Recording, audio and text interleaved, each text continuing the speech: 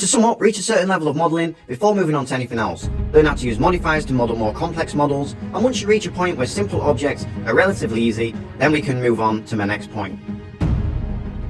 To have models that look good, you're going to need to have some textures on them. Now, textures should not be a skill which is taken lightly, with the belief you're going to learn everything in a day. It should be seen more as a journey in the same way modelling is. Honestly, if I was starting out from scratch from now, I would go and either grab a course or look at a complete guide on YouTube that thoroughly covers the UV process. I know for myself at least, this in the beginning seems shrouded in mystery, like some occult ritual. And I also know from the amount of emails I get that a lot of beginners feel exactly the same way. But my advice here is to learn to UV map models and then move on to creating textures. In the beginning, forget about creating your own textures and focus on just creating the shaders using free textures you can find all over the internet, and including on our free section in our channel. Once you have a firm understanding of how to unwrap most models and a little bit of knowledge of how shaders work, then you'll finally be able to move on to the more complex stuff like creating your own textures.